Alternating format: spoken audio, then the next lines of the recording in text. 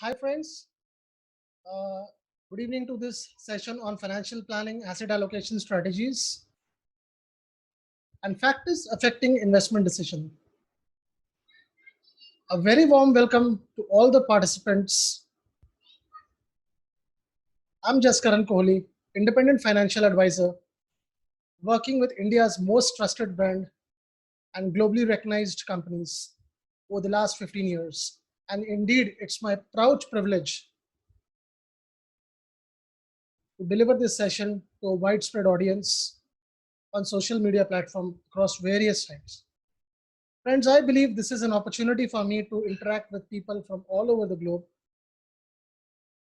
and share my knowledge, the little knowledge that I have, and educate people. That's the only motive that I have, to educate people. And anyway, if I can help them, because that's my work. I have been, doing that over the last 15 years. I have helped a lot of families, more than 1,000 families, to plan their finances, be it their savings, or to minimize the expenses or to manage the expenses, whatever it is. I have always, given that suggestions to people all over the world, all over the globe.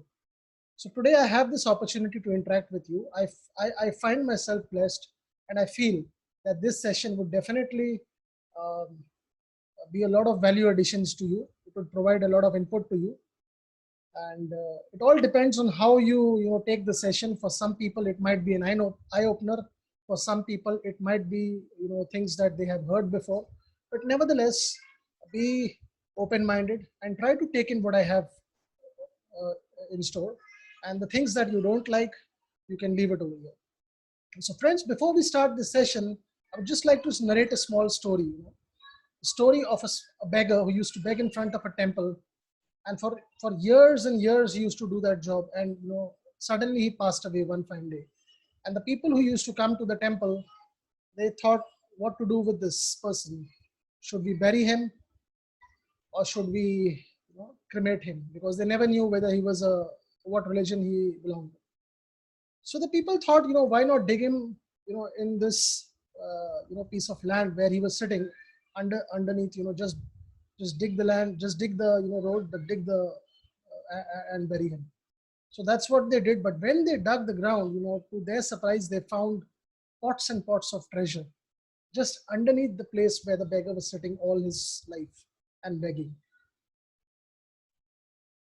So they thought, had this beggar known that where he was sitting and begging for all his life, just under that ground, there was pots of treasure. A similar thing happens with us, friends. All the happiness that we need in this world is within us, but we go out to search, we go out to find that happiness. And I'm sure we will try to, we will ponder over this during this pandemic. We will try to, find happiness within ourselves, and we will try to be positive with whatever we have, and, pass on that positive vibes to our family. And I'm sure we will overcome this situation very soon.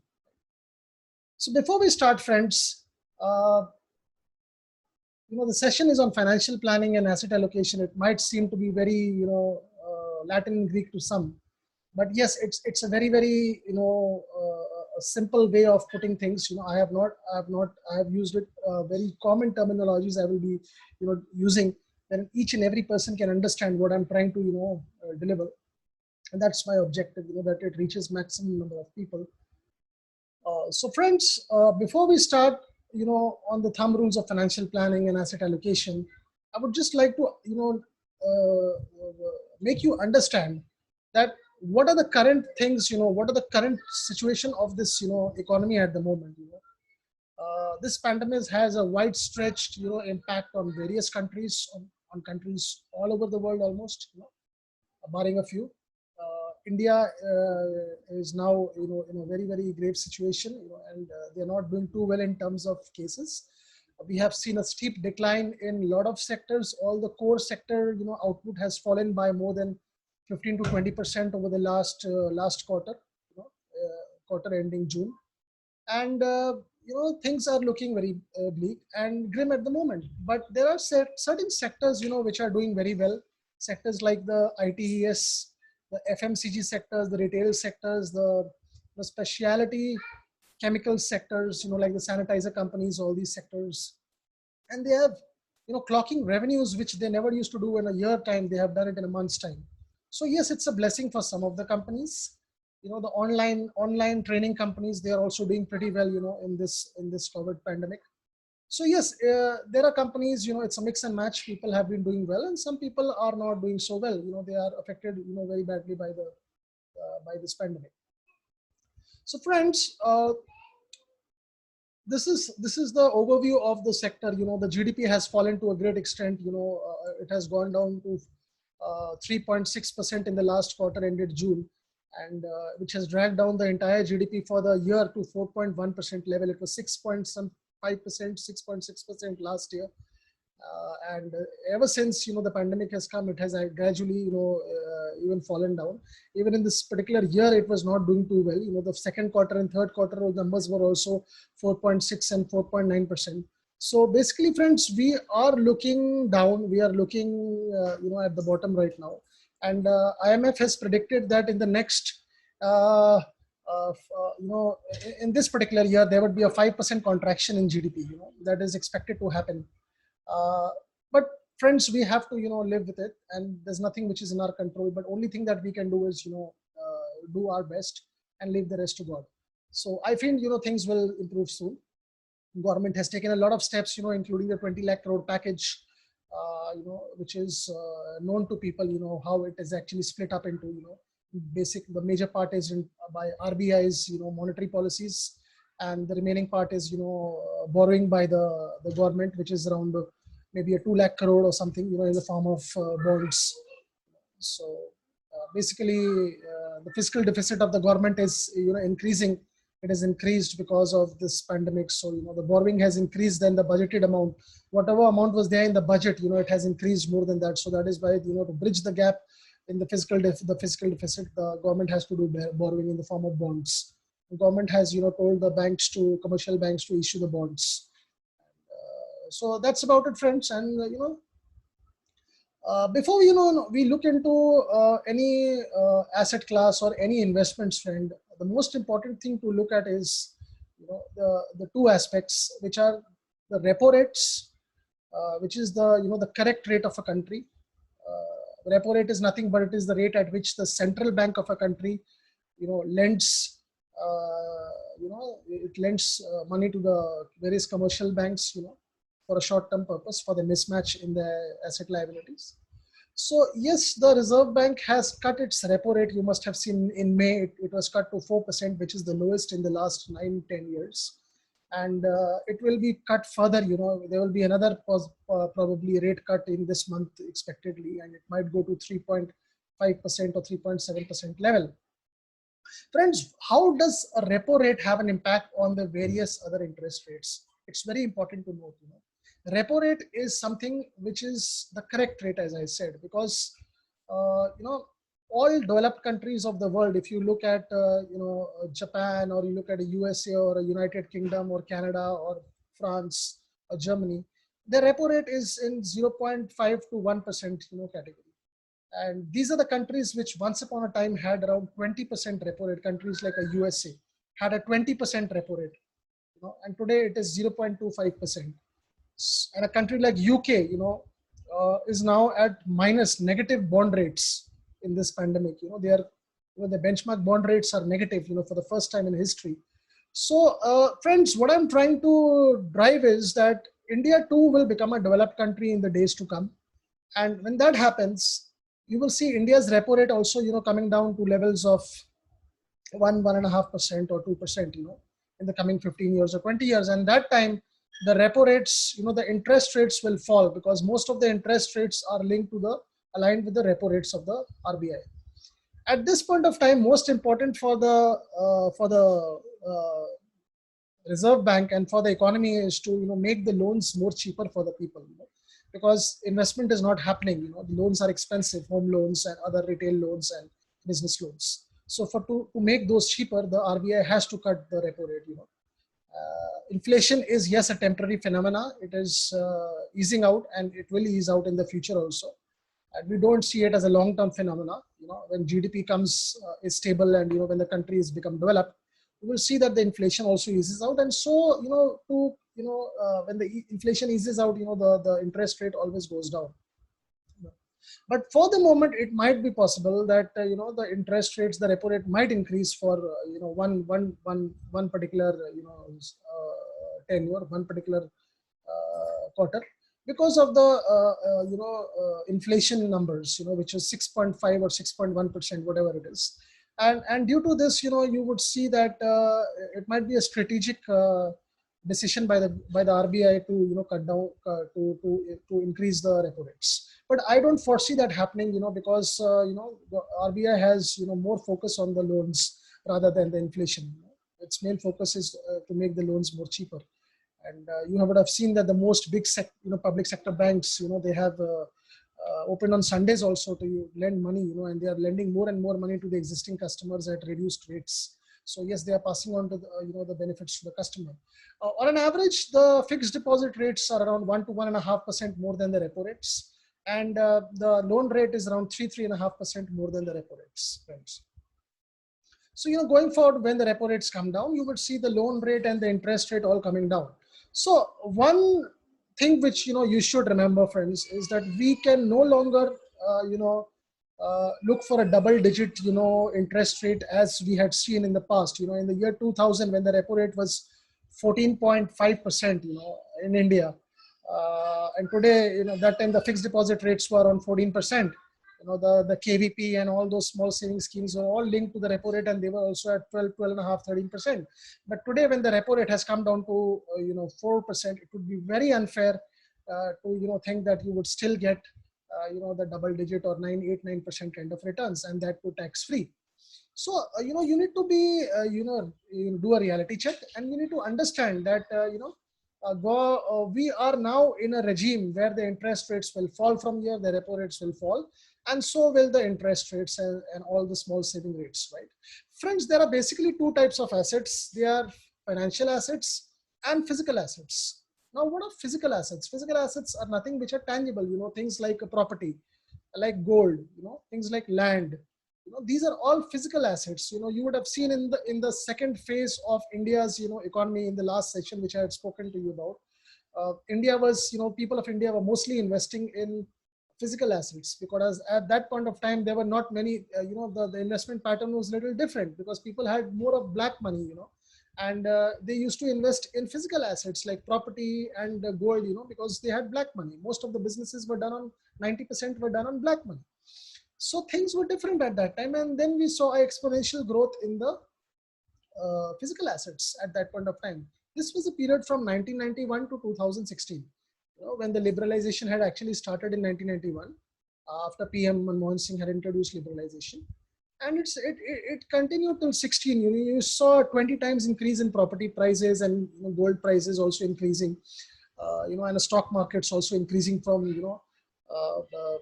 let's say 1,000 basis points. Stock market at one point was 1,000 basis points in the year 1991, and it increased to 4,000 points in the year 1994. From 94 to 2004, the stock market never increased.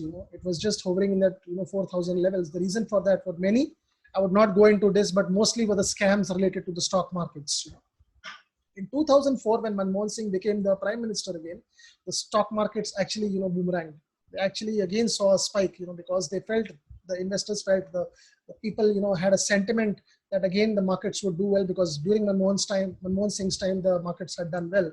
So the people had that faith that again, yes, he has come as a prime minister, and he will do some good. He will bring some reforms, and that's what exactly happened. From 2004 to 2007, the stock market went from 4,000 to 20,000 levels in just 3 years' time, friends. Right? So yes, that was a time of physical assets. Sorry, when the people were investing more in physical assets, space, and there was no check, there was no regulator as such. But after 2016, the D-Day, as we say, when Narendra Modi, the Prime Minister of India, introduced demonetization on 8th November 2016, 8:30 p.m. We all remember that, 8 o'clock or 8:30 p.m. And it was a curb on black money. And during these 4 years, we have not seen any hike in property prices or physical assets.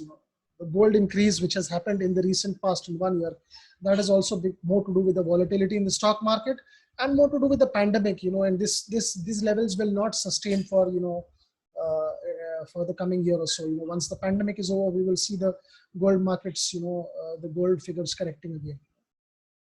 So these are the physical assets. After 2016, most investment has happened only in the financial assets. What are the financial assets? Financial assets are basically assets like which are linked to the repo rate, as I was saying.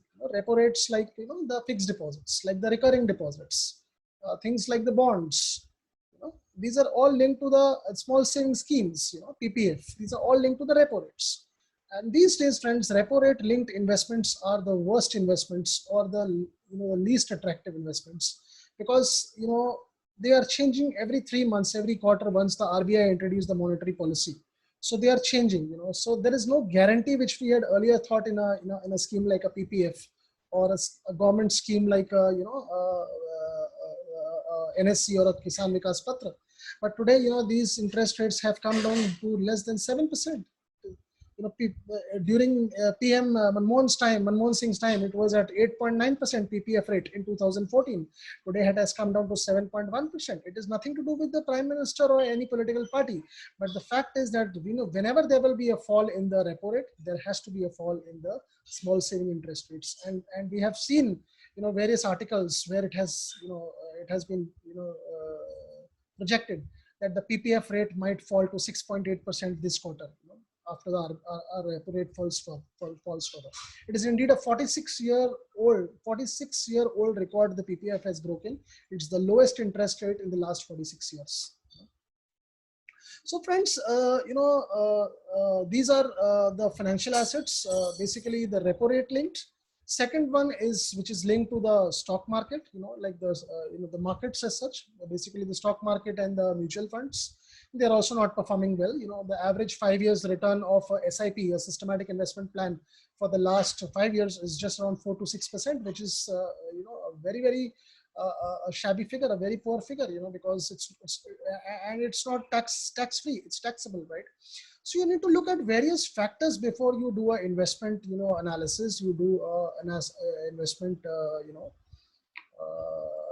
just don't, just for the sake of investing, don't invest, because you're getting a tax benefit under various section. You just don't go and invest. You have to look at the repo rate. As I said, you have to look at taxation. Now, friends, taxation is another important aspect while you are investing. And India's tax structure is not very, very, buoyant as the rest of the countries, because the G7 countries like the United States or Canada, France, and Germany, and all these G7 countries, Japan, their tax structure is somewhere in the region of 45 to 55%. India is just in the 42% with all the surcharges. And friends, believe me, in the coming years, when India becomes a developed nation, the tax structure will become more buoyant. India will require more amount of money for its bridging the gap in its fiscal deficit. It will require more, money to the government will require more money for its expenditure for various projects that it does. Capital formation will happen. So once these things are happening, you will require more and more funding, and that will only come through taxes. One of the most major sources of revenue is taxes. So you will see the tax equity soaring up in the next few years. Now my only point which I'm trying to drive here is, friends, when you are looking at investments, look at two types of return. Just don't look at the pre-tax return. Look at the post-tax return, which is very important. A pre-tax return can be 9.5%, 10%. But what is the post-tax return? It will be just a 6.5 to 7%, or not even that. Because most of the investments, 90% of investments in India are taxable. Only 10% of the investments are tax-free. When you talk of any investment linked to the equity markets, they're all taxable. When you look at a fixed deposit, it's giving you a 5.5%, 5% return, but taxable. And still people are going and saving in FDs, which is the biggest blunder. The reason is because people are now shifting their portfolio from risky to safe assets, and people have realized that capital appreciation is not the need of the hour, but capital preservation is the need of the hour, friends, right? So taxation, yes, is a very important factor for analyzing your investments. And as I said, going forward, all the schemes would be taxed. Schemes which are not in the tax ambit right now, they would also be taxed, going forward, because the government, one sudden night would come up, saying that, all the schemes which were not taxed earlier will be taxed from retrospective effect. It could be possible, that a NPS might get taxed, from retrospective effect. It could be possible that, a scheme like, just as was the case with ELSS and equity linked schemes, which were earlier tax free, but the government in 2017 or 18 came up with this idea that they wanted to increase their, capital, their taxes. So they, made this equity schemes taxable. So they can do it with any type of schemes, to increase their tax revenue. And you won't be very surprised, friends, that in future, the PPF or various such guaranteed schemes which are linked to the repo rate, will actually be wiped off. They will be merged with, other schemes like NPS, because it's basically a drag on the government's revenue. PPS is giving a guaranteed return. So it's a drag in the government's, exchequer's revenue, right? And PPF has made its, changes to its investment style. If you are aware of it, the PPF was earlier only investing in debt instruments, and over the last year or so, it has made changes. 15% of it is now being invested in equity, because they cannot generate a return of 7.5%, and that's why, they have been, now investing in equity also, some portion of their investments. So friends, uh, taxation has to be looked into very, very, very minutely, because we say that we copy most of the world, in everything. So there's no reason why India won't be in the 50-55% income tax slabs, highest slabs, because NPS, which is National Pension Scheme, is an exact replica of US Social Security Scheme 401k plan, and they do the exact, the same thing that it was introduced in budget, NPS, and just a copy, a replica of the 401k plan. So there's no reason why India won't copy the rest of the world, in terms of, tax structure also. They will definitely have a buoyant tax structure in the future. And when that happens, all the schemes which are now not under any particular section, the schemes which are now not tax free, they are taxable, or for that matter, schemes which are not under any section. A scheme like a PPF is under section 1012. So that is basically not going to be taxed. It might be taxed in the future, but not from retrospective effect. A thing like a LIC, a life insurance policy, is under section 1010D. So that can never be taxed from retrospective effect. It might be taxed in the future, the returns, but it cannot be taxed from retrospective effect because it is under a section. So friends, you need to understand any investment which is under a section. It is basically an act of, a law, and it cannot be revoked. If it is revoked then by the government, then you can go to the court of law, right? So that's about taxation. So let's say a 7%, 7.5% post-tax returns if you get from a particular investment. Just don't look at the 7.5% numbers in absolute. You have to look at the pre-tax return. Because friends, for someone who is in the 30% tax slab, for him a 7.5% post-tax return is as good as 10.5% pre-tax returns. When you look at pre-tax returns and post-tax returns both, right, friends? So this was about repo rates and about taxation. I hope I have been able to give you some sort of knowledge on repo rates and tax structure and, the investment pattern which has been followed by India over the last certain years, and how the government will, what is the government's role in, curtailing the interest rates and all those things. Friends, now let us come to the most important part, and this is, on financial planning. Friends, believe me, this is my favorite subject and something which is very close to my heart. I always, interact with people at various levels, and, what they come up with is that, we have not been able to follow a financial plan verbatim. But friends, you need to follow a financial plan. It does not guarantee you success, but thumb rule definitely guarantees you a discipline in your life. And when you have a discipline in your life, I'm sure, friends, you would achieve, your financial goals, and you would do wonders, for your family. And whatever be your goals, maybe a short term or a long term goals, you need to have a financial plan, friends. It's just not you can't invest for the sake of investing. You need to have a plan and a goal in place and a plan in place. So what exactly is a financial plan? A financial planning is nothing but it is a disciplined way of, apportioning. It is it's a systematic way of, uh, diversifying your income and apportioning your expenses, out of your income. Whatever income you make in every month as your salary or your business income, a part of that income should be, for expenses. Part of it should be for your lifestyle. Part of it should be for your EMIs, and a part of it should be for your savings. Of course, savings is very important, but yes, expenses, if you manage expenses properly, savings will automatically fall into place. And that's how people don't do. 80% of the people don't follow, a financial plan properly, and that's how they don't land up, doing justice to themselves.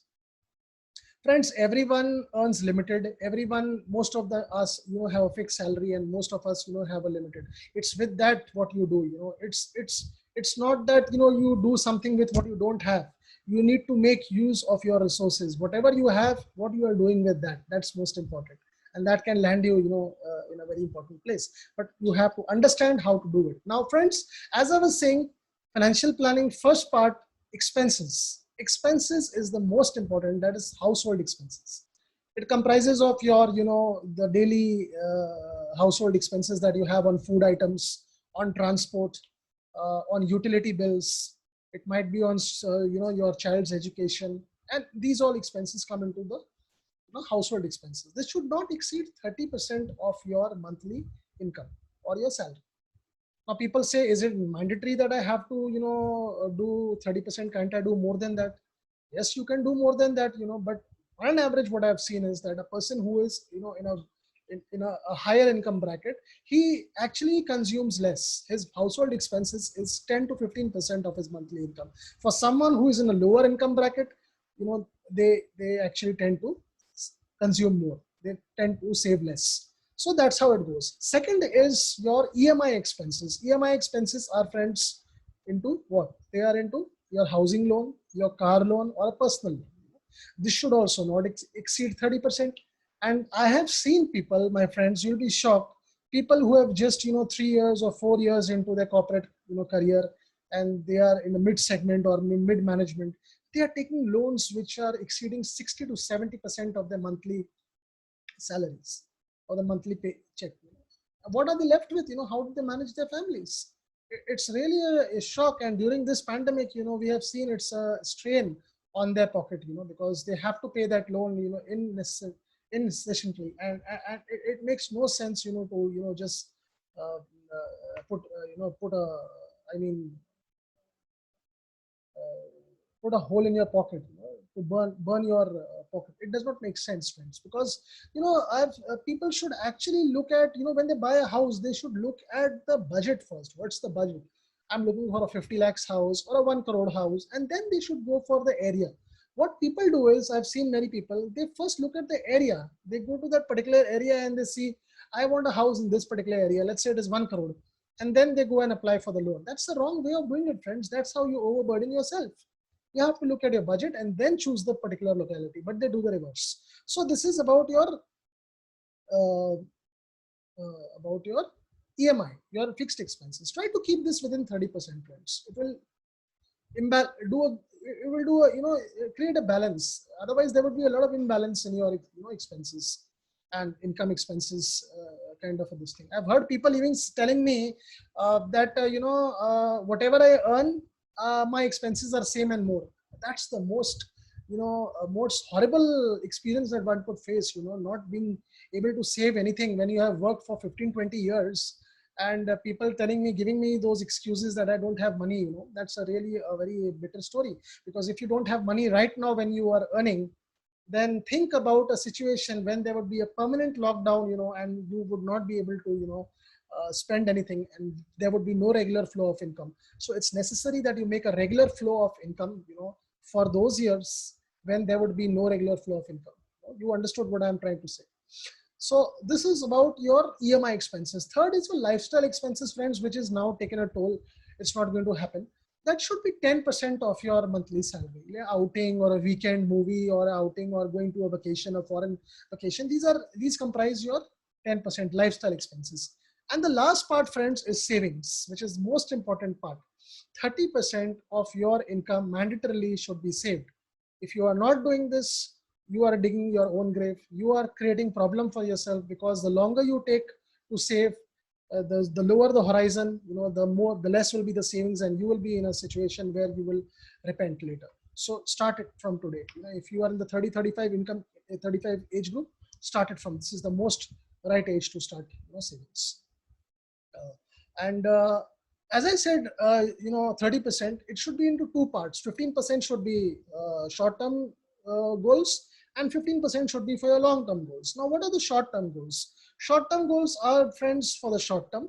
They comprise of maybe the thing like a foreign vacation, buying a house, upgrading to a new car, or for some people upgrading to a new house. These could, or a child's education, mid-term education needs of a child.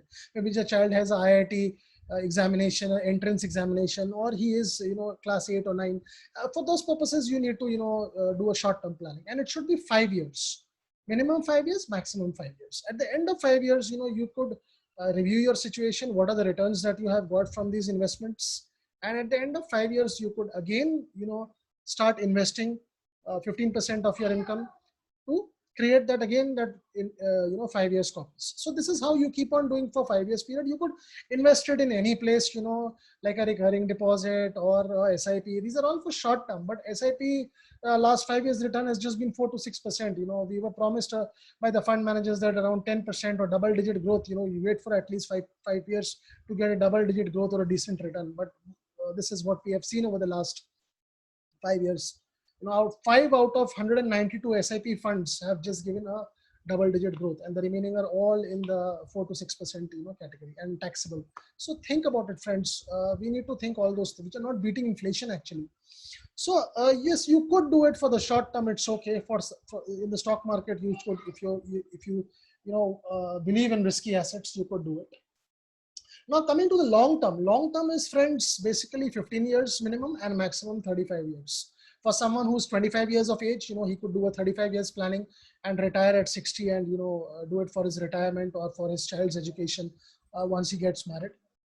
And 15 years to 35 years. Someone who's 45 can do it for 15 years. So it all depends on what age you are and entering, so that's why I said 15 years to 35 years. Now, long-term planning could be, basically your retirement. It could be your, child's marriage, or it could be a child's education. These are all, sure events in life. These are events which will happen. You can't postpone them. You can't, ignore them. They have to happen with or without you. So friends, mind you, the important thing over here is with or without you. So even if you are there, it will happen.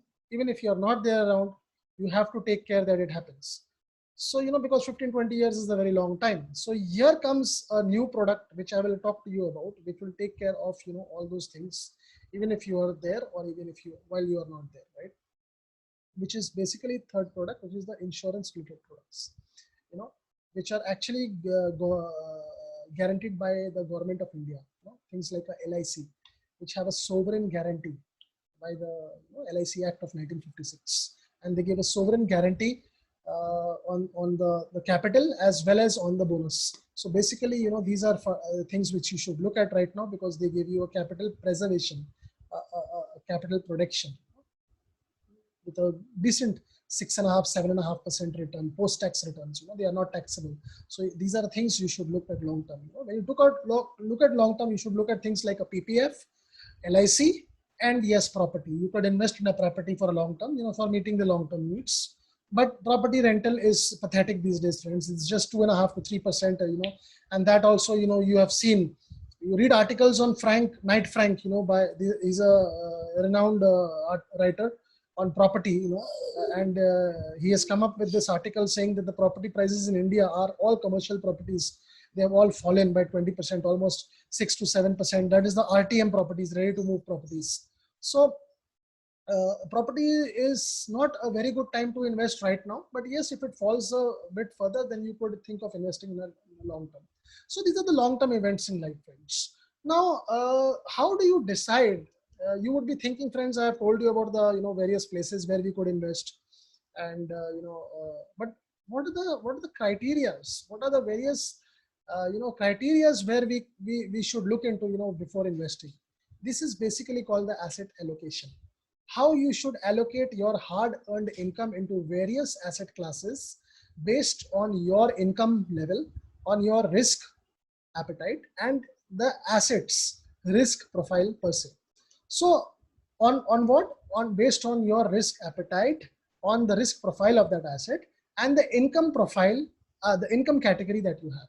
So friends, what are the parameters of, there are three asset classes basically. They are the safe asset class, the moderate asset class, moderate risk asset class, and the risky asset class. When you talk about the safe asset class, what parameters which define a safe asset class?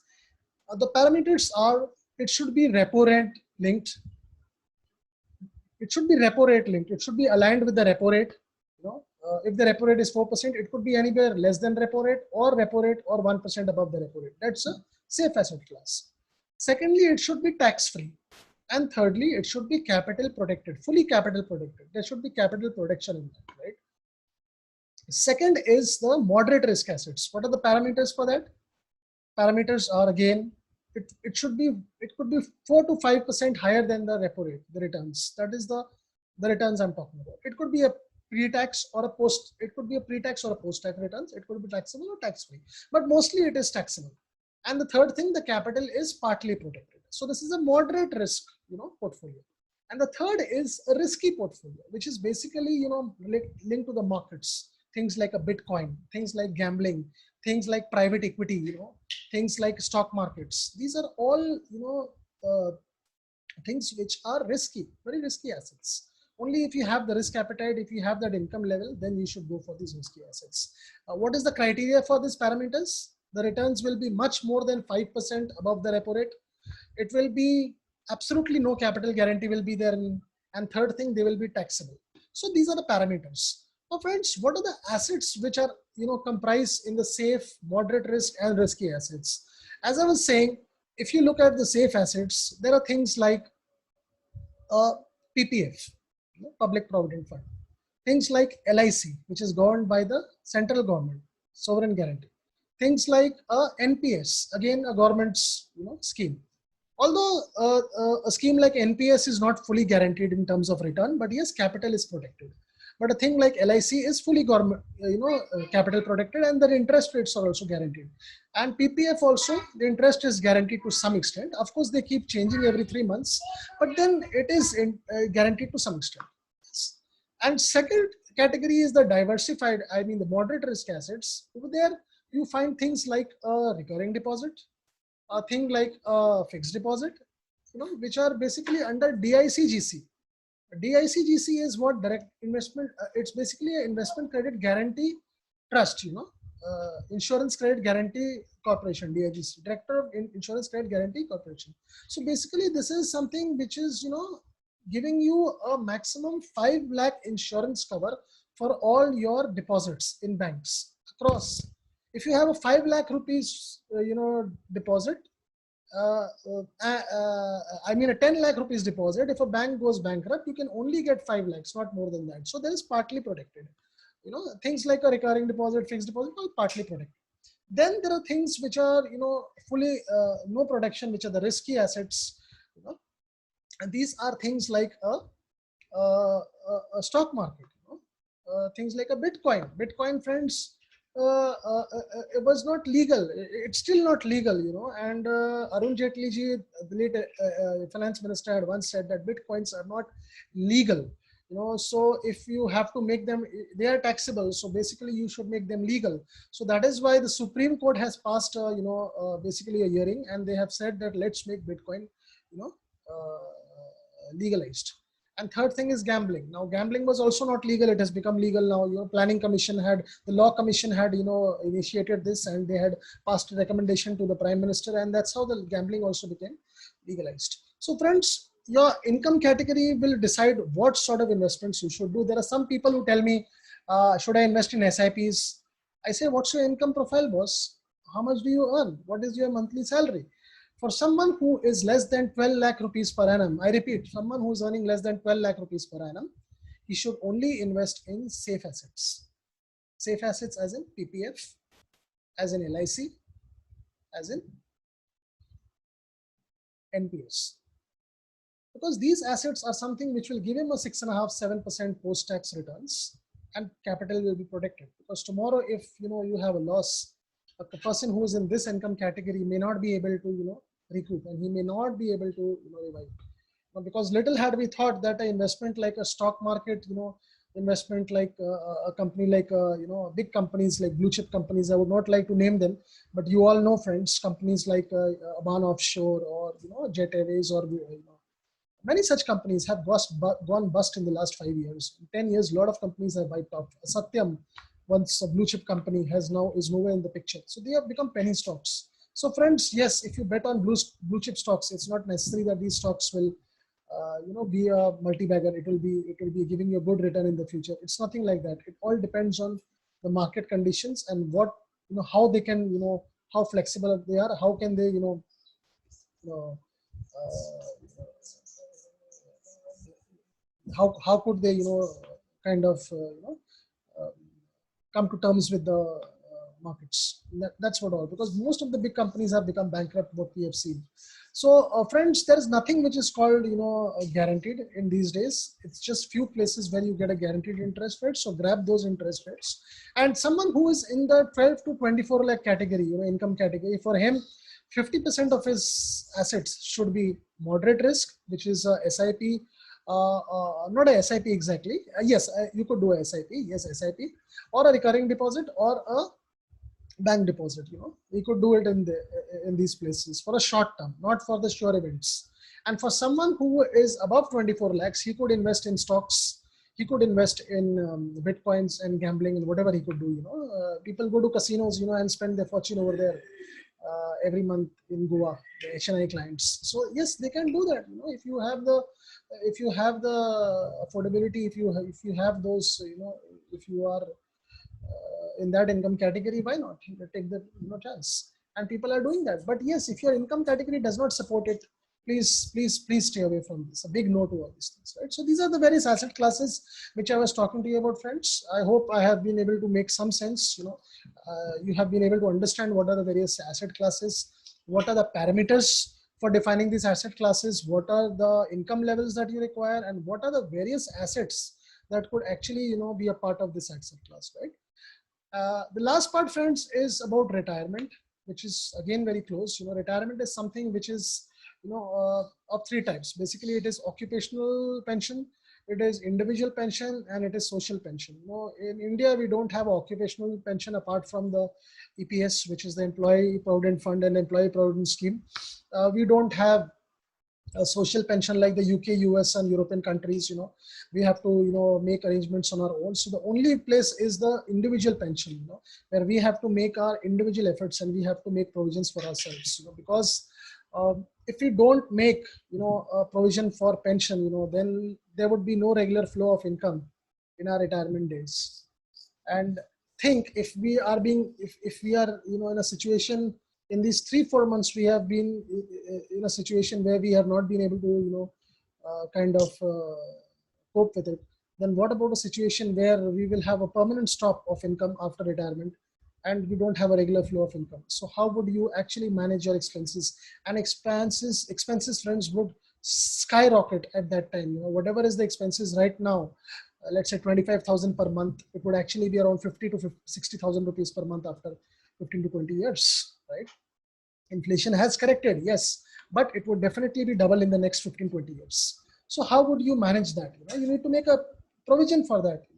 So pension is something which has to be looked into very, very seriously, friends, because we have to invest in places where the rate of interest is guaranteed, where the capital is protected, and where there is guarantee in the accumulation phase as well as the distribution phase. In the pension, there is two types of phases. One is the accumulation phase when you are investing, and one is the the distribution phase when the pension starts coming.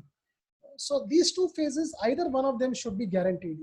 If you are investing in a pension, either it should have a guaranteed rate of interest. The returns on on vesting should be on maturity, on when the pension starts. That till then the return should be guaranteed, and whatever returns you get, the pension that you get, that rate should be guaranteed.